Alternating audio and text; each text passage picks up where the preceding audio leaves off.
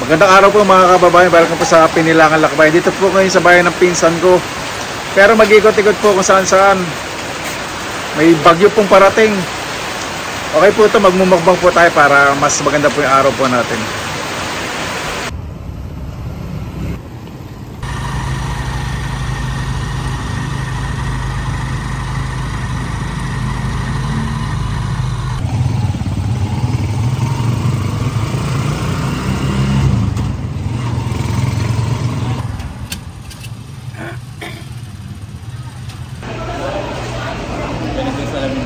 Matanda ako ng salamin.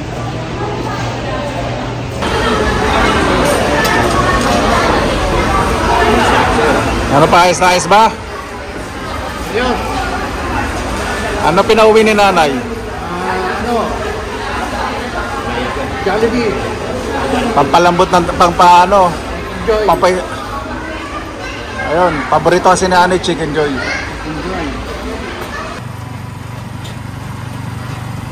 Ayan, dito naman po tayo kay Edith. Siyempre paalis na po ako sa next week sa Friday.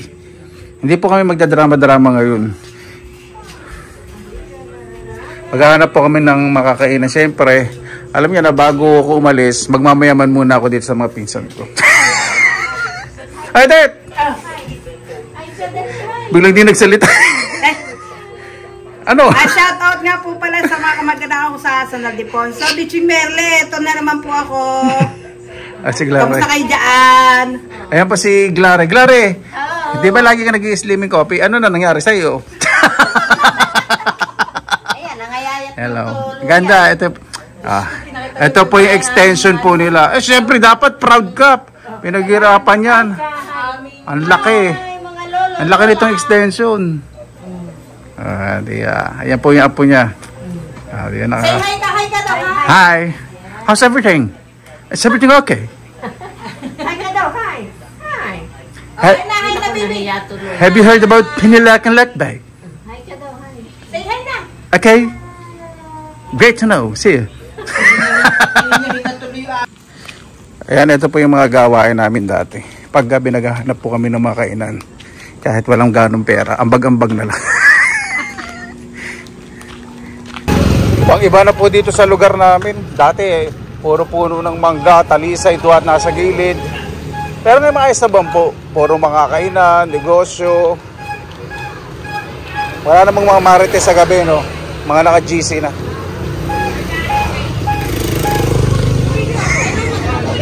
Ayan, ito po yung hinahanap ko mula nung nagliliwaliw po ako dito sa Bulacan. Yung puto bumbong. Ano po ilalagay po rito? Yung puto bumbong na ano. May malagkit po, di ba yun? Oo, malagkit yun. Ayun. Meron na po ito? Tapos na. Tapos na. Ito po, pag naluto. Ayun po, puto bumbong ng Bulacan. Lalagyan pa yan ng cheese tsaka condensed. Ayoko po ng, wala pong nyog. Yung original. Yung traditional lang po. Gagawin ko na.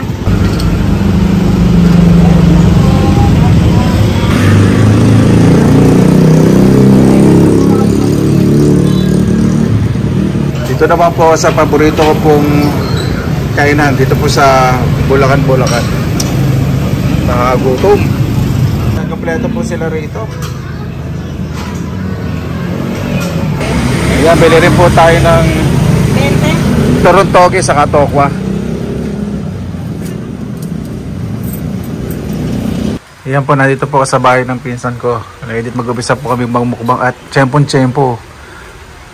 Medyo umuulan na, masarap po yung hangin. Kamisong ganito, kailan ako aalis, saka ako nararanasan yung mga ganito pagkakataon. Diba, babawi na lang po sa pagbalik.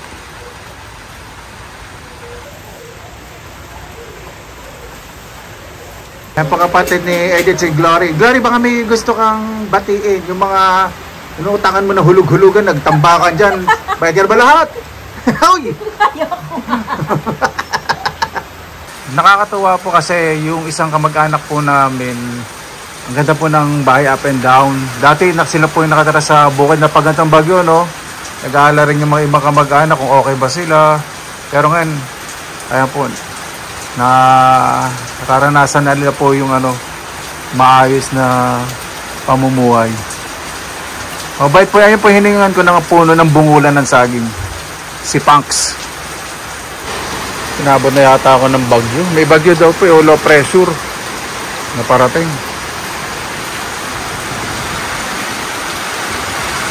Kaya po mga kabayan, inabot na po talaga ako ng bagyo. Yan.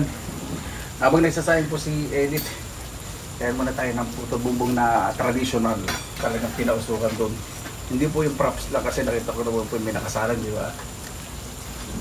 Kasi yung mga yung mga instant na in-steam, hindi ko po gusto. Ito mo, sarap. Hindi pa nagpagay, sarap. Yan. Ito mo, sarap. Diba tayo, tigalawa tayo. Ano mo? Oo nga. Apat yan eh. Apat mo. Gare, ito bumbong. Ito. Tiran mo ko. Sige. Apat po. Isa lang sa akin. Isa lang. Sa kanina yan, yung tinanggal mo. Kunin mo na itong malaki. Ha? Isa lang binili mo. Hindi, apat. Apat na sarap yan. Ha? Bakit daw isang balot lang? Teka lang. Apat. Ang tagal lutuin eh. Ito lang yung available eh. O, ayan. Ito isa available. Kaya maghihintay pa dun sa... Hihinga-hinga? Matubumbong po tayo. Ayan. Ito naman kalahati. Hindi mo gusto. Ayun nga, kainin mo muna. Ako, ano dyan? Isa pang tinidor, Gloria. Ayun, pwede mo yan. Sige, ano ko lang dyan, kainin mo lang yan. Hindi kasi kakain tayo ng kapurat. Hindi ko... Yan. Ano yan? Gulo namin eh. Tingnan niyo naman po ang kakainin ko. Diyos ko, makakain pa ba kami ng hapunan nito? Huwag kang muna ng konti. Actually na, sarap ng coconut. Kasi instant may lasang hindi ko maintindihan. Ano yun, instant. Ito galapong. Ito ang dito na ko. Ito yung Doon nakakabit. sa kabila, galapon. Ito ang sarap na yan. Hindi siya masyado makunat, tama lang. Ayusan lang. Pag nilunok, nakasulod ka aluluwa yun. May pustiso nyo. Hapunat. Hindi. Masarap, masarap. Oo, wala ako nun. Pwede ko lang yung sanahin. Yan. Meron po tayong chop suey. Ano ba yun? Yung pork steak. Pork steak, sabaw na sinigang, may may turon, saka toge, saka piritong toko. Habang umuulan. Mabuhay! Yan, maraming salamat naman po sa Panginoon. Sama-sama po na naman tayo. Naway safe po lahat. Siyempre po, biglang huminto ulit. Ganyan na napakalakas. Pagkatapos sa pasalamatan po muna natin ang Panginoon. Panginoon, maraming salamat po sa mga gatang pagkakataon. At kahit po paano, hindi po pwede sabihin na kahit po paano, ay nakakaraos po kami sa araw-araw. Malakas po kami. At may mga nabuhay, naway bawat isa po ay may pagsaluhan lagi sa kanilang pagkainaan, mga kababayan po namin sa abroad, kung hindi po nakakatawag sa kanilang pamilya, kahit ligtas na lang po po namin. Kaya po bahala po sa inyo, sinusukunan po namin sa inyo sa kanilang Jesus. Yan na natin! Kain po tayo, magandang araw. Yung suwitang isang boses eh. Naging demure. Kanina umaalingaw nga sa kalasaan eh. Ganun po talaga. Pork steak, chop suey.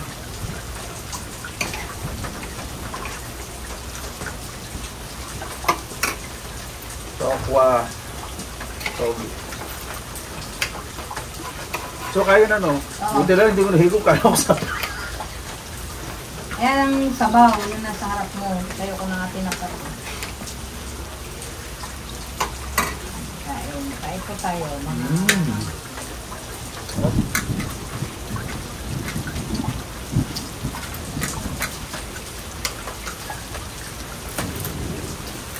Ayan. Mga sumisipa na ng mga ulan. Uy, Ano ko? ang daming ulan.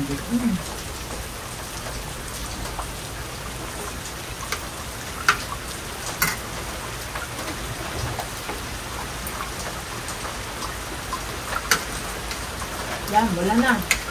Yan na, mulan ulit. Oh. Hindi ba kawa sabaw? Hindi na, saan na yan? Ah, malamig na yung sabaw nila. Hindi mainit.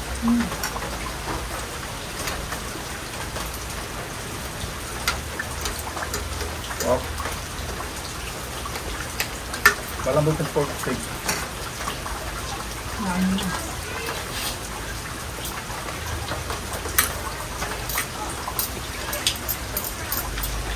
Ako, ano ito? Hindi natin. Pag-umanda. Kaya na ba yun? Ay, hindi.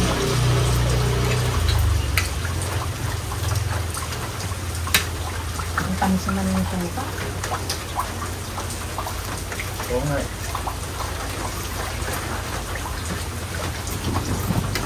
Kaya masarap yung ano. Tawag hindi overcook. Hindi.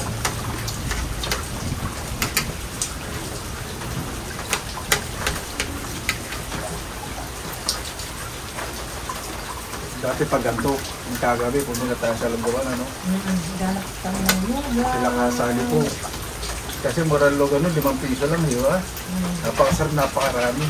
Tayo mga tasa po nun, malalaki. Hindi ka tulad ngayon, ganyan kaliliit. Ito yung gato yung mga tasa nun, gato. 5 piso lang.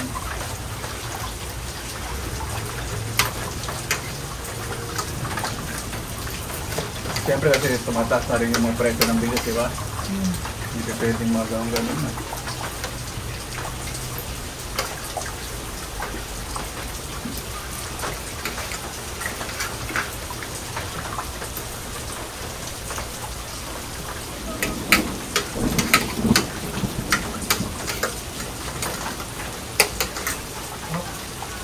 Ayan, may yelo yan. Baka matulo. Ano ba? Serve ba? May tubig. Tercera, hindi, bigas masarap. Kasukal yun, yung tercera. Kaya nga, matamis. Hindi. Katamtaman lang, no? Tansyado. Tansyado ng kamay. Paano lalo din mo? Ang tawag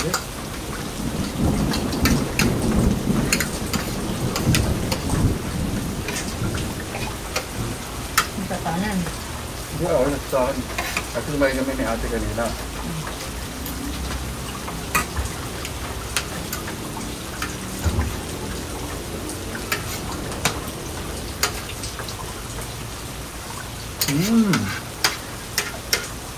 Masarap yung tokwa.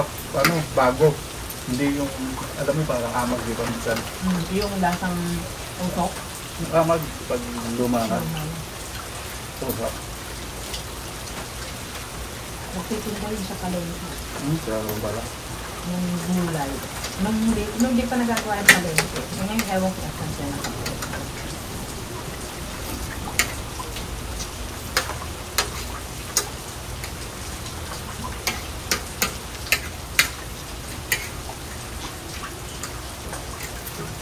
Sana mo yun. Tawag na edit, may trabaho po yata eh. Gamping sa namin. Dahil Beanes na yun, ano to? Webes na yun? Ah, Beanes pala. Meron nga. Meron nun. Pagod tayo ng rin eh.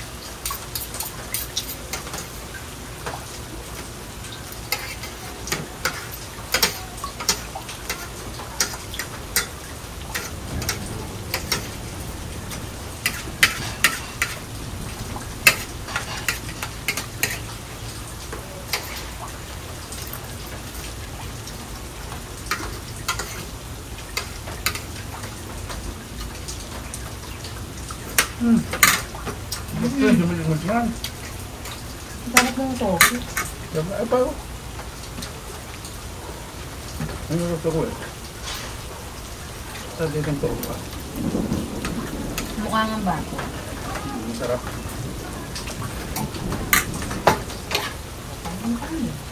Wala yung titirahin ko. Kasi puro kami na ako araw-araw. Karne?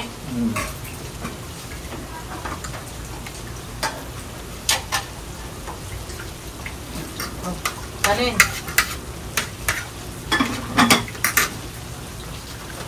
Sarap talaga ng luto yun, ano? Hindi po ba nagtatapos kami dalawa sa... Sarap talaga ng luto kay Kat. Para ano?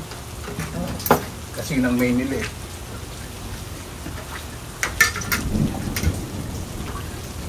Sila ang yun. Hindi, doon yata nagluluto yung anak ba yung lalaki? Nagluluto sa nasa? Hindi, inaano lang kinukuha din dyan. Nilalagay doon.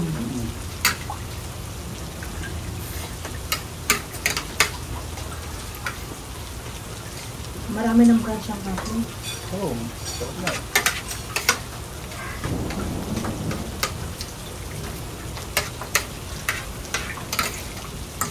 Kung sa loob tayo, maliit naman. Maliit na. Tayo mamasa.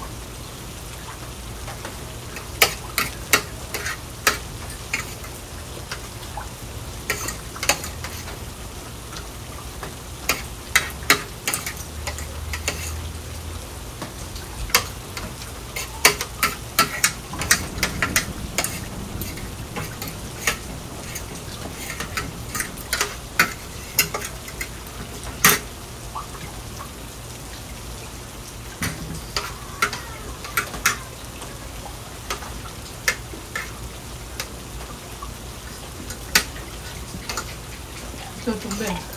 Tubig. Sarap itong melon na to. Naalala ko yung melon.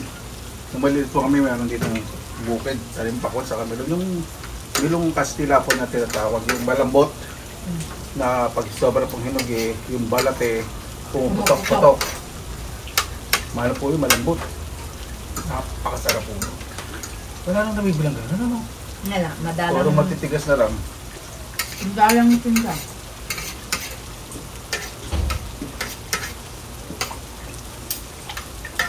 Ay, ang masarap i-shake.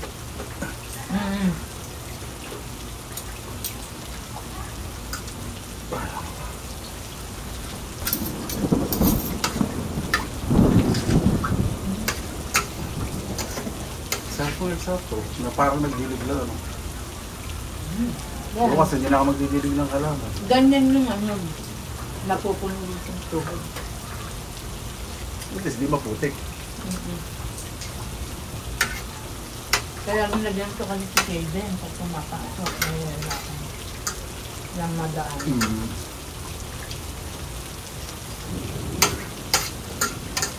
Tumanda nga rito. Saka dineleksyon niya yung bubong. Gumanda. Ganyan din. Hindi, ibig sabihin, yung pader, diretso niya yung bubong.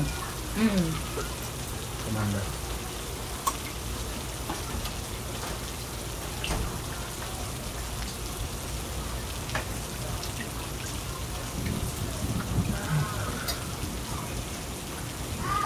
Sarap.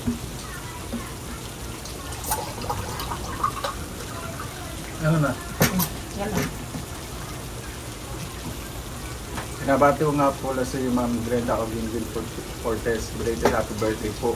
Hindi ko po natandaan kung nabati ko po siya nung nakaraan. Yan. Marami tayong babati. Kaya lang ano po, grupo po.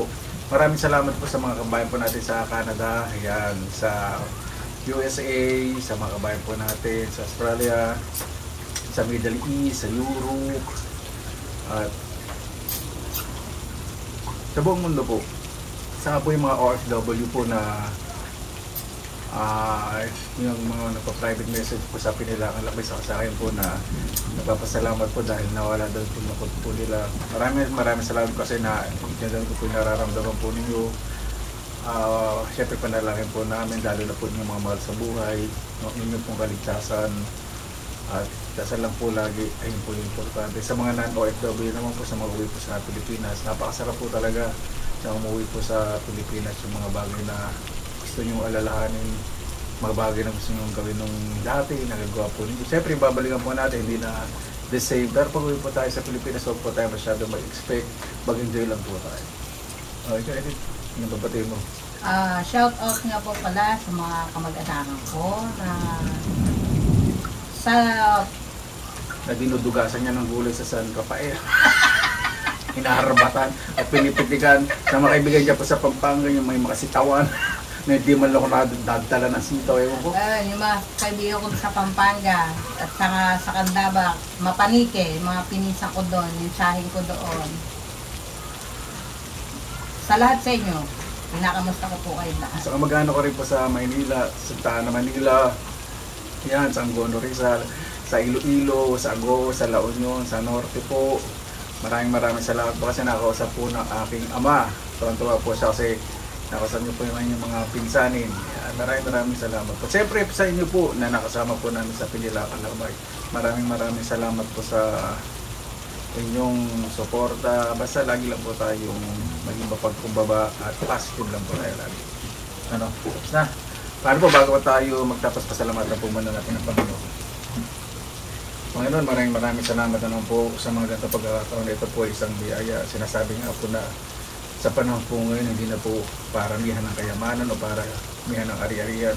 Sa panahon po ngayon, ay kailangan po maging masaya ang bawat isa. Kaya yung kasayahan po ng bawat isa ay maging matuwa po ang kapwa dahil ang bawat saya na nararanasan po ng bawat isa, hindi lang po sa pag-uwi ng mga nasa ibang bansa, kundi po yung pamilya, mga kaibigan, mga kapitbahay na nagdadamayan. Napakasimpleng bagay kasi napakasarap pong kumilos na wala pong anindangan sa kapwa. So, umiral po ang pagkakaisa sa komunidad, maging mapagkumbaba po ang bawat isa.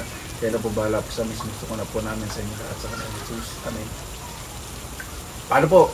Maraming salamat naman po sa inyong oras na ilan sa Pinilakan Lakbay. Ito po yung